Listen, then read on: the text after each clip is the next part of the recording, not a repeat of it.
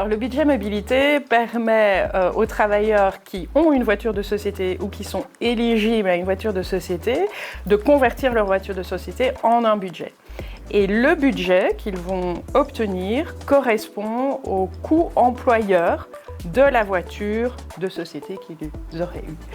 Et donc, en d'autres termes, si un travailleur qui, de par sa fonction, a droit à une voiture, mais qui n'en a pas d'utilité, il peut décider de switcher sa voiture contre ce fameux budget mobilité. Alors, le travailleur peut dépenser son budget dans 3 piliers. Le premier pilier, c'est une voiture respectueuse de l'environnement, donc on pense effectivement à la voiture électrique. Alors, le deuxième pilier, la mobilité douce. Donc, il peut dépenser son budget mobilité dans tout ce qui est cycle, donc vélo électrique, speed pédélec, etc. On a aussi dans ce deuxième pilier les transports en commun, abonnements, tickets individuels pour lui et pour les membres de sa famille qui vivent sous son toit. Ça peut également être des tickets de train dans d'autres pays, par exemple pour aller dans le sud de la France pour les vacances, pour autant que ça soit des pays de l'Union européenne. Et enfin, on a également dans ce pilier les solutions de partage. Taxi, Uber, on a également la location d'une voiture pendant 30 jours maximum.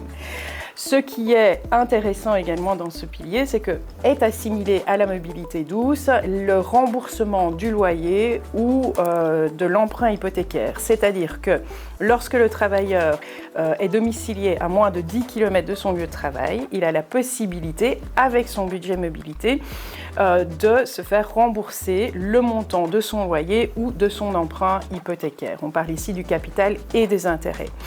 Il faut effectivement qu'il habite à moins de 10 km de son lieu de travail ou qu'il télétravaille à 60%. Et donc on a ensuite le troisième pilier, donc ça c'est le solde du budget mobilité. Tout ce qui n'a pas été utilisé dans les piliers 1 et ou 2 sera alors versé en espèces en décembre ou en janvier. Alors, pour mettre en place un budget mobilité dans l'entreprise, ça relève de la décision de l'employeur. Donc, c'est l'employeur qui prend la décision de mettre en place ce budget mobilité. Il peut le faire pour l'ensemble des travailleurs, pour un département ou pour une catégorie de travailleurs, pour autant évidemment que cette catégorie soit objectivement définie. Il peut par exemple mettre en place un budget mobilité via une policy, comme il le ferait pour introduire les voitures de société via une car policy. Ensuite, le travailleur doit faire une demande écrite auprès de l'employeur s'il est intéressé. Et la demande du travailleur et la décision positive de l'employeur vont former un accord qui fera partie du contrat de travail.